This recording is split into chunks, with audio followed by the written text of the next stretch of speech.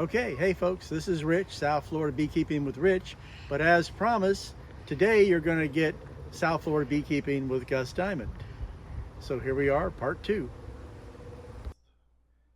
Pest control. So I showed you how to do the ant-proof hive stand. Varroa mites, I'm still trying to figure all that out. I do the oxalic acid vaporization, but there needs to be a brood break for it to work properly. Down here, we don't have a brood break. You'd have to make an artificial brood break, or you're going to have to do other things. I'm not going to get off onto vaporization or mite treatments, but I'm still trying to figure that out. That's not a one-on-one class. We'll teach that later. Small hive beetles, and that's another reason I like the screen bottom boards. So I built a box that goes under my screen bottom board, and you put a tray of diatomaceous earth, or you can put oil in there, and the beetles fall in that and they die. Another thing you can get, but they're called beetle barns. So you can put these in the bottom of your hive, you can put them in the top of your hive. I haven't had any luck with these down here. You put the bait in there and they go in, but you close them up. The bees propolize your entrances, and it doesn't work for me. I don't know. So that's why I made the little box that goes on the bottom, and you put the diatomaceous earth in, and that seems to work. I mean, you're going to have beetles no matter what. I don't know. I've only been in 1 or 2 hives in my yard that, wow, there's no beetles in here. But there's usually beetles. As long as your hive is strong, they're not going to be an issue. Wax moths, same thing. You'll see them running around. Cane toads, that's why you put them on a stand. And you want them, because I've seen the cane toads 5 or 6 thick, and they're almost stacking up on each other trying to eat the bees. Pew pew, pellet gun, whatever, they'll take those guys out. But those are the things you got to think about. Okay, next. So the beetle barn. When I first started out, I had a bunch of old CD cases, and you cut little holes in the sides, but it really didn't do anything. But that's an option if you want to go that route. Okay, next. Storage. Oh my God. Storage. Where are you going to keep all this stuff? I mean, okay, we all got a garage, but yeah, if you're like me, you got a bunch of crap in your garage. And so I hang my suits, our suits, these suits in the garage. You got to comb care. So once you got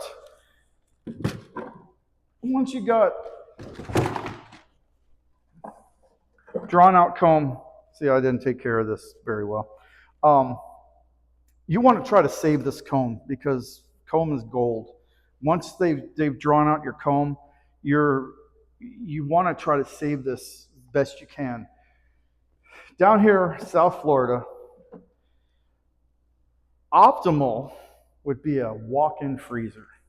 If you had one of them big walk-in freezers, you would be set.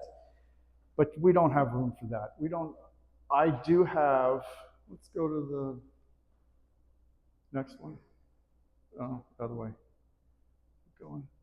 Okay, so this is in our spare bedroom. If you got a spare bedroom, you got another, sure, there you go. So we got a spare bedroom. I got the freezer, what is it? Not the square one, not that one, but that one. The little chest freezer. Now, optimal would be the big chest freezer. If you got room for that and you got a big chest freezer, that would be great. You can with this freezer right here, I can put 2 supers in there. And just, you don't have to take the frames out or whatever, and you're going to freeze it, because you'll have small hive beetle larvae in it, and wax moth larvae. You want to freeze it for 3 days, and that's going to kill them. there is a spray you can spray onto your comb. It doesn't hurt the bees and doesn't, I forgot the right. And that helps with the larvae because once you freeze it, then you got to store it. I'm not going to get off too much into that. It's like just because you froze it and you killed the eggs doesn't mean the wax moths can't get back into it. There's a good video out by Rich, South Florida Beekeeping by Rich. He's talking about mothballs and how to store your hive or your boxes. And you need a place to keep all this stuff. So if you don't have an extra room, or if you don't have room in your garage, you got to think about where are you going to keep all your, because all this stuff doesn't stay on the hive all the time. There's going to be times of the year that you're going to be taking this off and you have to store it.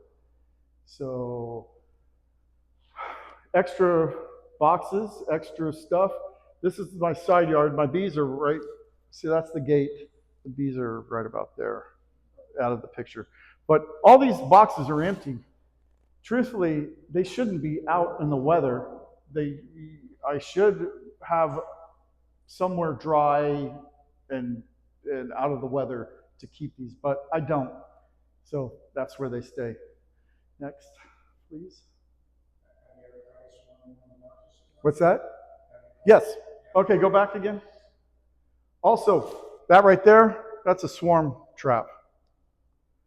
That so that's baited, and I've caught a swarm there, and I've caught a swarm there. Yes, they do come. Yeah, exactly. So, okay. So I'm not going to get way off into this, but you keeping bees, you're going to get honey. How? That's the whole point, right? How? Oh boy, what? Where do you keep all that stuff? Where do you keep your extractor? Where do you keep your buckets? Where do you keep all your empty mason jars? Where do you keep your jars? In the other spare bedroom, exactly. So you've got all this stuff. Go ahead, next. Oh, okay, go back. So, wait, go back again? Yeah, that's fine. I don't know, it got cut off. That's my extractor right there. So I built a little stand on top of my freezer that these are caps and little honey jars. My extractor stays right there. My towels for my extracting, because you got to do it in your kitchen, because that's the way the state your honey law, or what is it, the cottage law, you have to follow that. I made a little stand for my extractor to put on so I can fill my little bucket. What else do I got? Down here, that's an extra hive box that I might have framed in, I don't know. But anyways, okay, so we'll go to the final thoughts. All right. Colonies are not lost. The hive beetles are wax moths. Those are indicators of something else. You may see all that damage done by those. They didn't take over. They took over because your bees were already weak, and something else caused it to collapse. And I don't care how mean your bees are, they're defensive, not aggressive. So bees they can be mean, they can be nasty, but they're not aggressive. They are defensive. And with that, go ahead. Questions? Wait, go one more? Okay. There you go. I knew I put that in there. That's for your beekeeper registration and South Florida Beekeeping with Rich. I've got some, now I got some of these.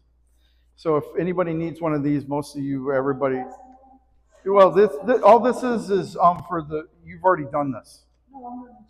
Right, but yeah, most of these people, if there's somebody that needs one, I will but everybody, I'll get you. So, okay, we'll go back to South Florida Beekeeping with Rich is the best YouTube channel out there for us in South Florida on how to. I cannot stress that enough. There are a lot of YouTube channels out there, but most of the people are up north. And what they're doing is different from what we're doing. And Rich is also a suburban beekeeper. His backyard is smaller than mine, and a lot of his older videos are storage and how he does stuff. So if you get a chance, check it out. So we'll go back to questions. Your stencil and okay. Yes. Yeah, I'll do that. So you have the way they say you're supposed to do it is on the upper left-hand corner of your hive is where you're supposed to put it. I went to the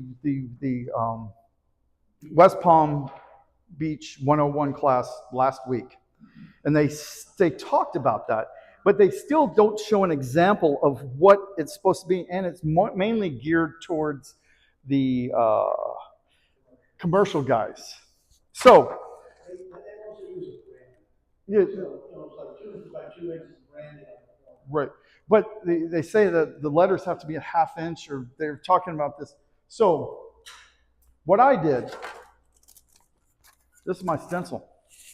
Yay. So, I put some paper on there because I made it this size. So, you just put it right here. You put it right there. It fits on this. This kind of covers this, or if it's on a deep box. It's mainly for the deep box, so I don't have to get the overspray on it.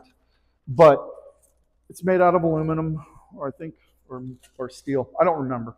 But I like this. I like this a lot. Huh? I didn't make that. Now, who is it? Scores and Bores. Scores and Bores. Write that down. Type that in, write that down. Scores and Bores, they make these. They make all kinds of these. They make them with cool little logos, graphics, and stuff. They can do just about anything you want done. And they even make them with a handle. So if you have a handle, you just put it on there and go like that. But I like this. I like this a lot. And I stencil all my boxes. But truthfully, it's not in the right place. But hey, man, it's got my number on it. It's got my number on it, so it works. What's that? It's supposedly upper left in the back.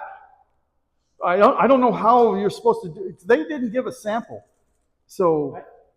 From my years of experience, I will put this. I do a lot of woodwork too. When I was a woodwork teacher in high school, I would put this right below the handle, because most of the times, after 7-10 years, the bottom of the box starts to rot. You can cut it off, and then it becomes a super. Or medium, deep. Or you can cut off to 1 inch below here, 1.5 inches, and you buy an 1.5 inch strips, and you just nail it back into the bottom, so you still have your deep box. So the numbering, I would put it right below the handle. So you can do it that. You don't have to put it on. I put it on both. But that's just how I do that. Any other questions? Huh? Yeah, you can put it with a marker, but if you use a Sharpie or whatever, a Sharpie will fade in the sun. It will not last. Oh, another thing. So when you take off, so let's say you're working and this is the front of your hive. You take off your super, or you take off whatever box. When you don't set it down like this. Let's see. Don't set it down like that. But also,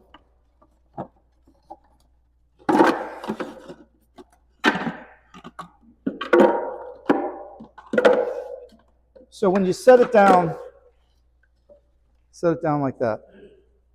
Set it down, because if you set it down sideways, they can shift, and you can squish your queen and whatever. Another thing I do is I use a Sharpie for this, and I just put a little arrow.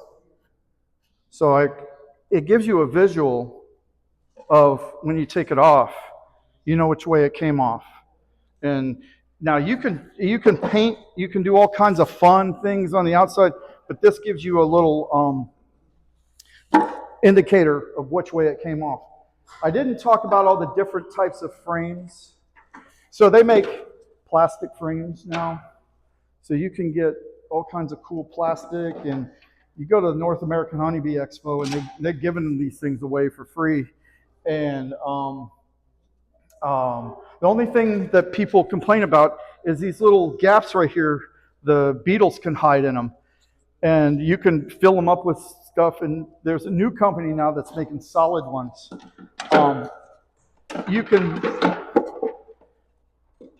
So I learned with foundation. My mentor told me foundation. I like foundation. I like it a lot. But I have also worked with foundation less.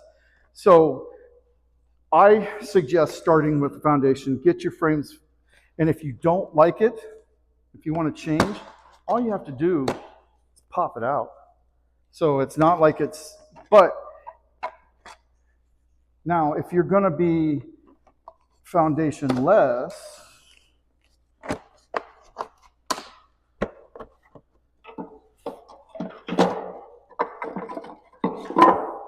you want to put a little strip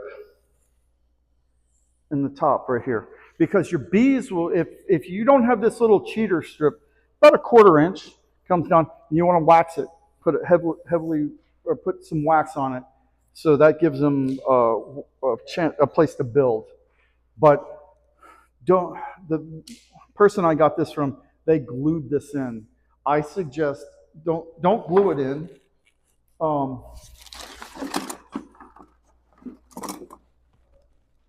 Wax it in. Just use a little wax. So you can use a popsicle stick, or truthfully a paint stirrer is thicker. But all you do is kind of wax that in, and then if you want to take it out, you can take it back out. So that's another way to do that.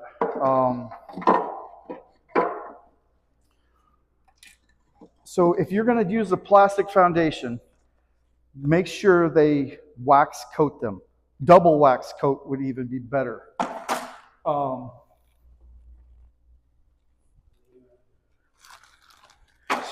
And if you don't, you need to talk. So this is some of my recycled beeswax. I have a solar wax melter. South Florida Beekeeping with Rich. He'll show you how to make them. So you can put this stuff into a crock pot. But anything that you start using for beekeeping will stay for beekeeping.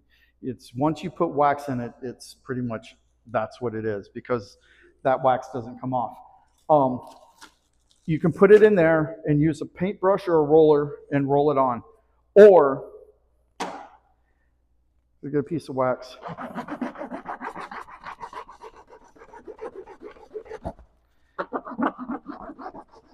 And that's all you really have to do. You can even set that out in the sun for about 10, 20 minutes, and it'll melt. So, but I've done plenty of that, and it works just fine. So, questions? Anything? Anybody? Beulah? Yeah. Okay. Yes. What is inside there? Oh, that's my ball cap. Sorry, that's right. So if you're if you're wearing a fencing veil, you need to wear a ball cap under it, because the fencing veil, when you look up, it will fall back on your face, and you'll touch your nose. Any part of you that's touching this screen will get stung. So yes. I need to. You can and you should, but you take the veil off. But yeah, yeah, yeah. So not the veil. You good? Right. Right. Right. And when you take it off, remember how you took it off, because this can be tricky to get back on. It's a pain. So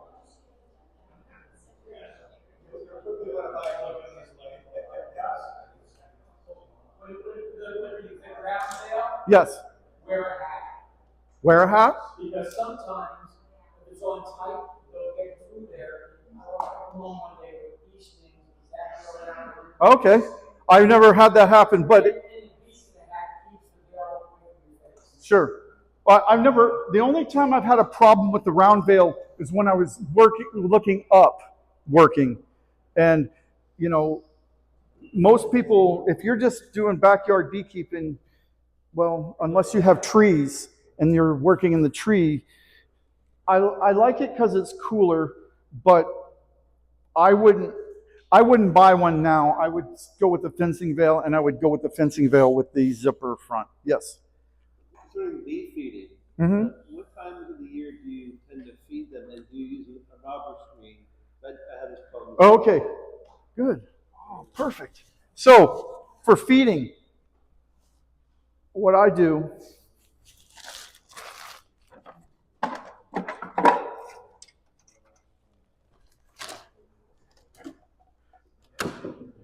learned this from Rich, of course. Learn a lot from Rich. So, rapid feeder. I like the rapid feeder because you don't want to put anything on the front because that induces robbing. The rapid feeder. The rapid feeder with the clear lid. You can see through it. Because, so, normally I like the screen intercover, because you put it on there, you can crack your lid and you can look in there and the bees aren't going to come get you, and you can see what's going on until they start propylizing the whole thing and there's only a little thing to see through. But I like these because of the ventilation. I like those better. But normally when you get a hive, it's going to come with a solid inner cover with a little cutout. Well, this little cutout, you got to use you're going to use a little hole saw about the size of just a little bit bigger than this, and you can use this inner cover. You don't have to make anything special. So you could use it just as an inner cover, or you can use it as a feeder. And you can make. No, this is a standard. But it's the only thing I modified was I cut this little extra. See that little extra out thing? So this will fit right there. Now the bees can't get up here; they only can get in here. You can make a little shim so you can put your cover on it, or you can just use a medium box as a feeder. Now you got your feeder. Now you're using one of those 5 boxes that you got. Yeah, exactly. So, and you shouldn't be feeding if there's a super on. If you got super and they've got honey, they shouldn't be needing food, which would be the sugar, damp sugar or sugar water. You can, in the rapid feeder, it comes with a little insert. You can put sugar water in there, but the main thing about sugar water down here is it can go sour in 2 to 3 days. It can go bad and the bees won't eat it, and it's just a waste. Damp sugar may dry out. You just squirt it. That's what the water bottles are for. You just kind of squirt it with the water, and so. But that's how. I have a lot of deaths with that. A lot of bees die going with that thing. Well, okay, but like I said, you're not putting liquid in it. You're putting damp sugar, and that doesn't. Liquid, yes. And if I give it too much water, it'll turn into a quicksand and it'll kill them. And you don't want to do that. That's where you would put that little that cover so they can only go so far. Question. When do I put the supers on? I'm putting supers on right now because my bees, right now swarm season is going to start, and the honey, the flow is going to start. So spring is kind of on par with up north, but our bees aren't nearly as frantic to do what they need to do in that amount of time because they have all year. But right now, the fall, there will be another one. And there's still some, one of my hives, I still have 2 supers on it because they were using it. I don't know, they were doing their thing. So for the new beekeepers, when you got your hive and it's time to put a super on, and it's going to be for honey, there's no reason to be running double deeps and all that. When you first, you get very right, and they truthfully don't need that much space for backyard beekeeping. The only people that normally do it are the professional dudes, and they're doing splits. They're selling bees, and they're doing a lot of things. When you have your brand new equipment, normally in a super, it has white foundation for the honey. In the deeps, it's black foundations because it's easier to see the eggs and stuff. But when you first put your super on, don't use a queen excluder. Encourage your bees to move up. She may move up with them, but you're encouraging them to build out the comb in the super. Sometimes when you put the queen excluder on,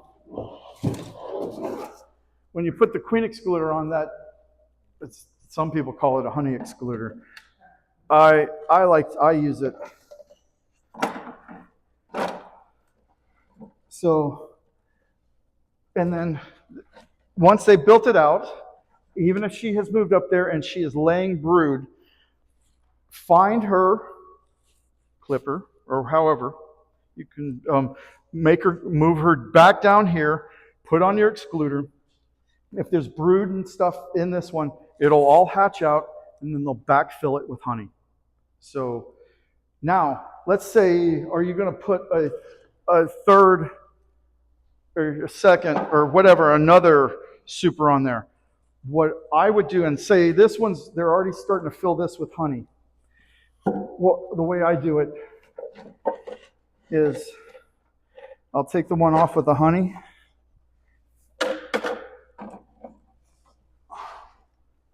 And then I'll put the new one, which encourages them to go up into this one, and she can build again or whatever, but you're encouraging them to build comb. And then once they do that, then you move your excluder down below it on top of the brood chamber, on top of the deep box. I'll just interfere this much on this one. He has given you very good advice for a medium over a deep. If you're going to use all mediums, this is actually one of the primary reasons I use all mediums, is that these 2 mediums became my deep. Okay? And when it comes time to put that 3rd medium on there, What do you want? all right, so we're going to pretend that this is 2 mediums right here. Now I'll show you why you can't pretend that. Here's why you can't pretend it.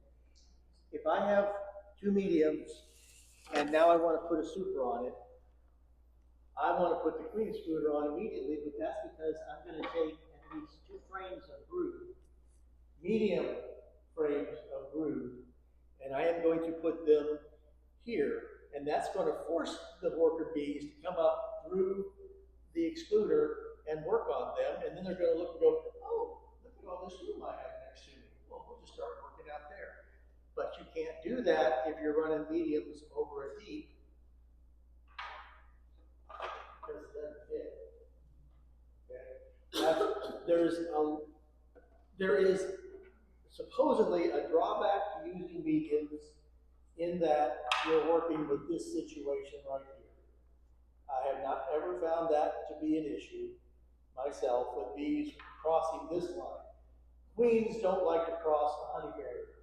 If your bees are putting a honey barrier here and putting brood down here, yes, the queen may not want to cross that, but the thing about using mediums is most of the time there's no room for them to be putting honey in there. You've got to super above it for the honey, and the bees are going to be filling all this with brood, and she has no problem running back and forth across here if there's no honey barrier here. So, Right. So that's why I like mediums. right. So that's something you got to think about if you're wanting to become a beekeeper. Do you want to run all mediums or do you want to run deeps and mediums? For me, I started with the deep and the medium, or deeps and mediums. You don't have to. I know a lot of people, Rich, and a lot of people do the all mediums. The one drawback, I guess I would say, is when you're going through the brood chamber, you're looking through twice as many frames as you would be as if you're looking. There's smaller frames, but running all mediums, all your equipment is the same, so it's all interchangeable. So that's a pro. This is all 8 frame. Right. Yeah, I didn't talk. You should make that point. Exactly. So with the Langstroth, you have 10 frames and you have 8 frames. I have some 10 frames and I have some 8 frames. If I was starting out today, I would choose all 8 frames because as a backyard beekeeper, you really don't need 10 frames. 10 frames are for the professionals. A full 8 frame super with honey weighs approximately 55 pounds. So I'm not getting any younger. Yeah, I would choose 8 frames. You can choose whatever you want to choose. But I have both. I wish I had started with all 8 frames, but I didn't know. And you don't know what you want to do until you do it. And so I'm just giving what I have done in the 5 years that I have been doing this. Ask me in another 3 years, maybe something's going to change. But that's where I am. See, if you start with mediums and deeps and you decide later on you want to go all mediums, all it takes is a take salt. Yes. But if you start with 8 frames, or if you start with 10 frames, and later on decide you want to go to 8 frames, the carpenter is a little more complicated to salvage your boxes. Right. Also, I didn't talk about nuke boxes. 5 frame nukes. You want at least, everybody needs 3. Everybody needs 3 of them. So that's even more equipment that you got to store that you probably won't use but when you need it, kind of a thing. If you're using mediums, do you have a medium nuke box? Yeah, they make medium nuke boxes. Or you can still use a deep. It just gives you a space underneath. Right. Yeah. You're rarely going to be leaving bees in You- the box long enough. You can put medium frames in a deep box. You can't put deep frames in a medium box. I have a hive that used to be given away. Okay. Because I had irrigated some deep frames, and rather than cut it out, I had slapped it inside the 2 medium boxes. There you go. So I have a hive on deep frames that needs to go to a new home, hopefully this weekend, maybe. Okay. Because it's got 5 frames of brood, and about 2.5 frames of nectar in there, and I need them to find a new home. But if you do put your medium frames in a deep box, your bees can build on the bottom of your frame. And I've seen it. I've seen it. And what you can do is you can cut it off. You can cut 2 of them off, and they'll fit in they'll frame up into a deep frame easily. Or you can cut the cut off and put it in another medium frame. A lot of times if they do build at the bottom, they're going to build chromosome. So you slice the chromosome off and you freeze it anyway. Because that just got rid of a lot of your real ones. Right. So you could put those, the medium frames in Yes. Yeah. For a little bit. Yeah. I've done it. Like I said, I've seen boxes, and I've seen where the bees have been in a long time, and they built on the bottom. Yes. Do you have some mediums in the interior frame of your box? You can transfer those up to your Nuke. Or not nuke, but your super. Yep. Yeah. Right. Some people use them, some people don't. I use them, but you don't have to. But they're an option, and I brought it so everybody can see it and all that. How about robbing screens? Robbing screens, I don't. Rich knows more about robbing screens. What this year, when I did a extraction, and I put them back on, and it induced a lot of robbing. What I had these. It's like a shear, window shears or whatever, and I just put it over my hives, and the bees were. It stopped it. They were bunching up on the outside of it, and I left it there for a couple hours, and then I just pulled it off and shook it off, and the robbing had stopped. That's how I stopped robbing at my place. Is this sheer? It's like a mosquito screen type thing, and I put it over because 3 hives were being affected, and I just put it over all 3 of them, and it stopped it. Yes, it was after I did my extraction and I put the super back on, and you could tell it was robbing because they were trying to come in from everywhere, and I put the shear. Right. Okay. Yeah, exactly. Lately, I just didn't have. I did it. It was during the day, and that's when I had time to do it, But that was my first time to do that, and it worked perfect. So. I'm a firm believer in the ultimate robbing screen, and I put them on usually around November, and I haven't taken them off yet, but I'll probably take them off here. And I'm sure you had a video on that. Yes. Yes. So. And also my homemade ones. Yes. I could hook them up with a really good design, but for those who don't have a table saw and a lot of skills, the ultimate robbing screen is still a very inexpensive piece of equipment. Right. So the bee box.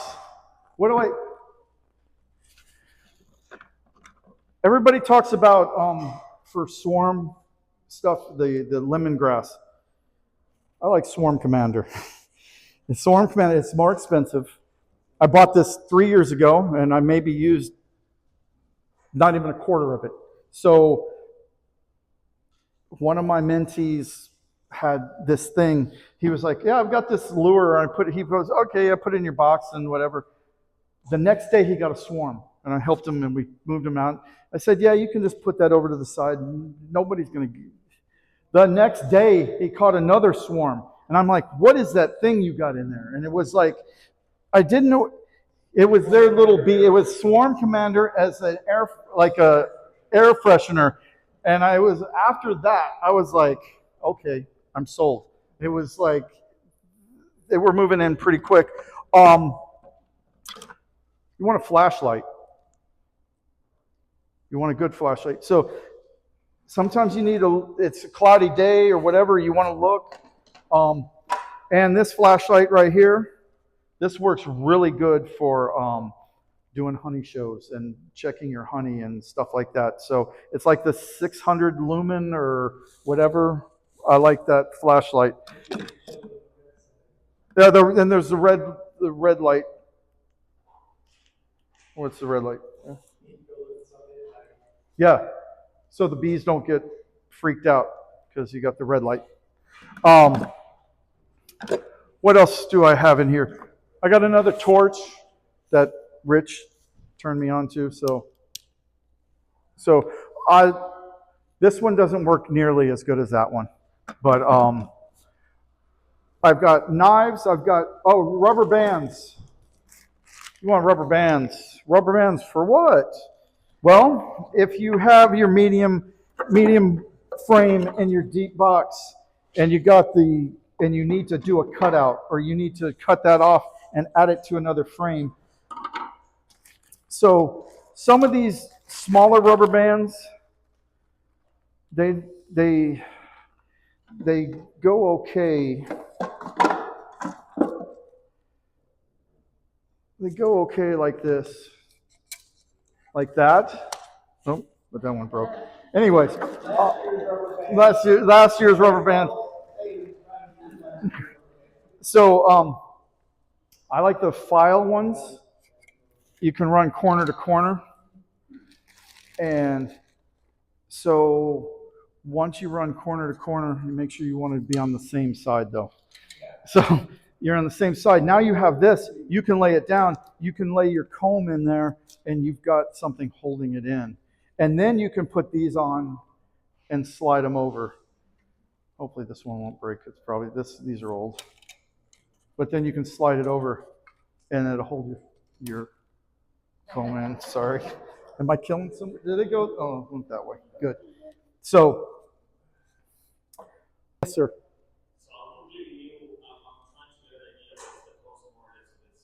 The cost to get started.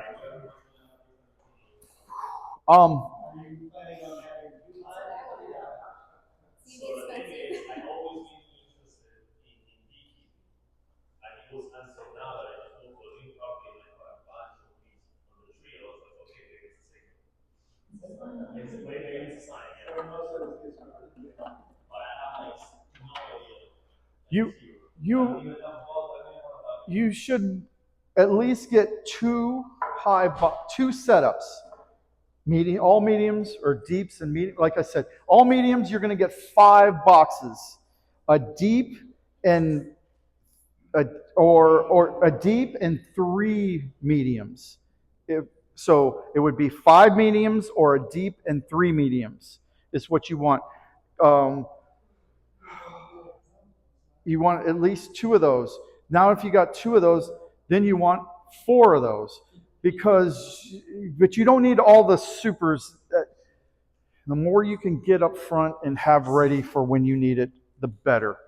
You're not gonna need you will need a nuke box, at least 1 nuke box, just because, as my mentor said, I got to watch my first hive swarm on me.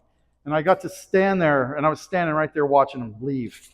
They were leaving. They went up to the tree. I got to watch them leave, and it's like, I have nothing to do. I can't put them anywhere. Now I have extra boxes, and I can scramble. And he's like, look for the queen, look for the queen. And I'm like, what if I find the queen? Now I'm ready. I have a clip. If I find that queen, I can clip her.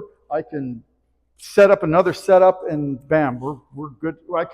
If it's outside of my regular stand, I got this extra one. I can set this up, and I'm ready to rock and roll.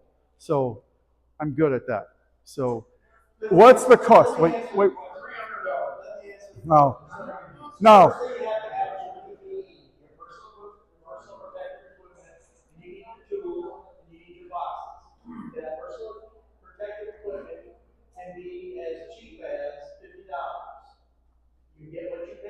But that's not ventilated. So you said about $1,000 total. Okay. Wait, for the video, we're going to wrap this up. Yes. For the video. So thank you, everybody. And we'll keep going, but for the video, this has been Gus with South Florida Beekeeping with Rich. Like and subscribe. Okay, this has been South Florida Beekeeping with Rich, guest starring Gus Diamond. Hope everybody enjoyed it. Be sure to like and subscribe. Bye now.